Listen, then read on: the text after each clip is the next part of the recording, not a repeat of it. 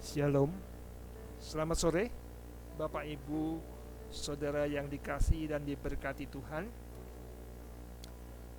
Kita akan membahas pendalaman pelajaran sekolah sahabat kita yang baru triwulan ini, yaitu surat Efesus.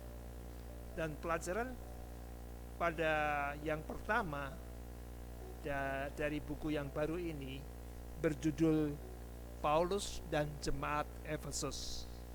Mari kita tunduk kepala sejenak. Ya Tuhan, Bapa kami yang sorga, kami naikkan syukur dan terima kasih untuk segala berkat penyertaan, perlindungan dalam hari kerja kami, sehingga kami boleh menyelesaikan dengan baik. Dan sekarang kami rindu untuk mendengar firman Tuhan melalui pelajaran sekolah sahabat. Kiranya Roh Kudus-Mu boleh menolong hati pikiran kami masing-masing. Di dalam nama Tuhan Yesus kami berdoa dan mengucap syukur. Amin. Tahun 52 Masehi, Paulus di dalam pelayanannya singgah di kota Efesus. Kota Efesus adalah ibu kota dari satu provinsi di Asia Kecil. Kota yang berada di persimpangan jalan, bahkan menjadi kota pelabuhan, kota perdagangan, adalah kota yang makmur. Kehidupan yang makmur di Efesus. Tetapi sayangnya, penduduk di sana yang berjumlah kira-kira 250.000 orang beragama paganisme, yaitu menyembah kepada dewa-dewa. Dan dewa yang terkenal, yang terbesar di antara mereka disebut dewa Artemis. Dewa ini dibuatkan kuil oleh penduduk Efesus, kuil yang megah, yang banyak dikunjungi oleh para turis, ya. Dan itu mendatangkan devisa bagi kota Efesus. Paulus mencoba melihat-lihat, mengenal orang-orang Efesus dan mulai mengabarkan Injil.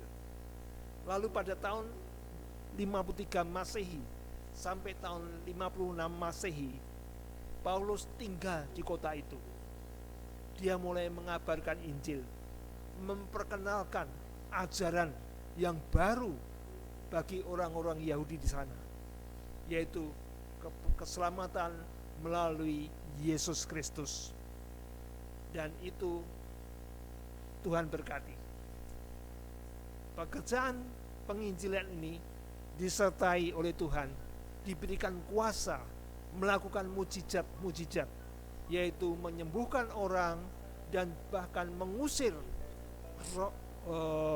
roh-roh jahat, roh-roh kegelapan yang merasuki seseorang. Dan itu tersiar di kota itu, menjadi gempar. Nah, di sana banyak jampi-jampi Yahudi, ahli-ahli penyihir, ya, yang berpraktek untuk melakukan pengobatan kepada orang-orang yang dirasuk setan. Lalu ada 7 ahli jampi yang ini dikenal dengan 7 anak-anak Imam Skewa.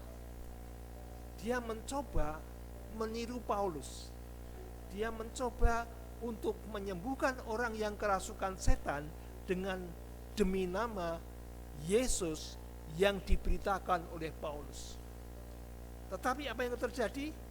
Mari kita buka di dalam Kisah Para Rasul ayat yang ke-14.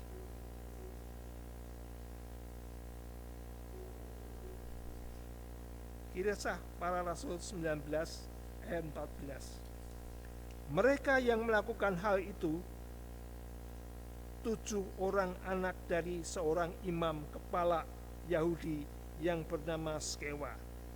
Tetapi roh jahat itu menjawab, Yesus aku tahu, aku kenal, dan Paulus aku ketahui.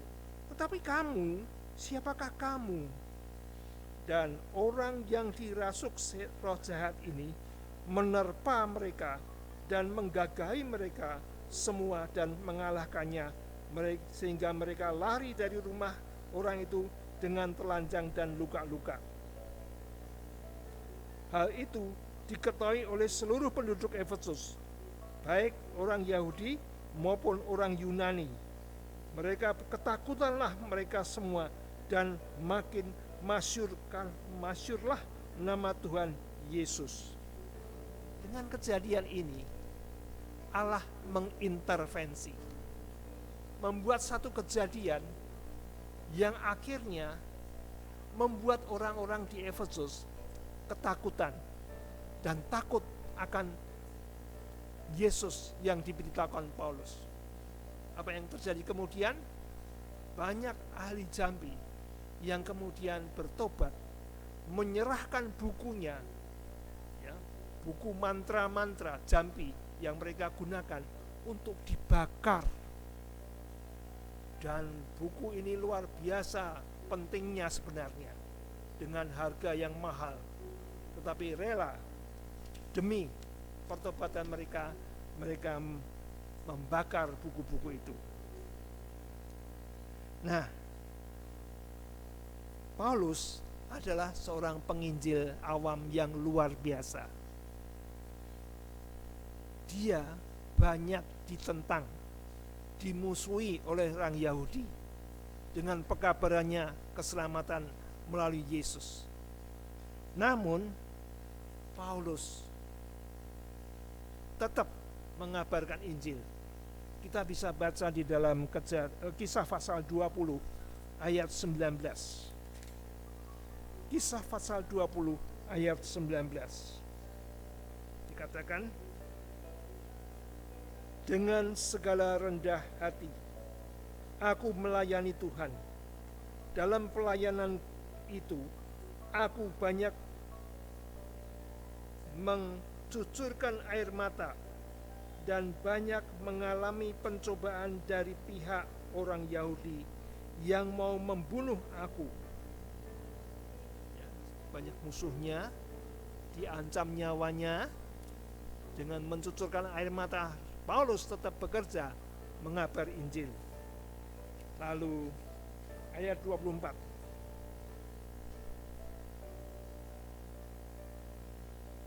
Tetapi aku tidak menghiraukan nyawaku sedikit pun, asal saja aku dapat mencapai garis akhir dan menyelesaikan pelayanan yang ditugaskan oleh Tuhan Yesus kepadaku untuk memberi kesaksian tentang Injil kasih karunia Allah. Paulus mempertaruhkan nyawanya demi kemajuan kebenaran Injil ini. Dan karena banyak musuhnya, akhirnya Paulus dipenjara di Roma. Di dalam penjara, Paulus mengingat orang-orang yang pernah diinjili, termasuk orang-orang di Efesus. Dia tulis surat yang disebut surat Efesus. Surat ini ditujukan kepada umat-umat Tuhan. Surat Efesus terdiri dari 6 pasal. Pasal 1 sampai dengan 3 itu isinya ungkapan syukur Paulus kepada orang-orang Efesus yang telah terima Injil keselamatan, dan mengharapkan mereka akan tetap setia. Pasal yang keempat sampai dengan keenam adalah nasihat Paulus bagaimana cara hidup orang yang telah menerima Yesus sebagai juru selamat. Banyak pelajaran-pelajaran yang berharga di dalam pasal 4 sampai 6 ini yang boleh dipraktekkan dalam kehidupan seorang Kristen pengikut Yesus. Dan ialah sepanjang triwulan ini kita akan mempelajari nasihat-nasihat ini yang berguna bagi kerohanian kita juga. Tuhan memberkati.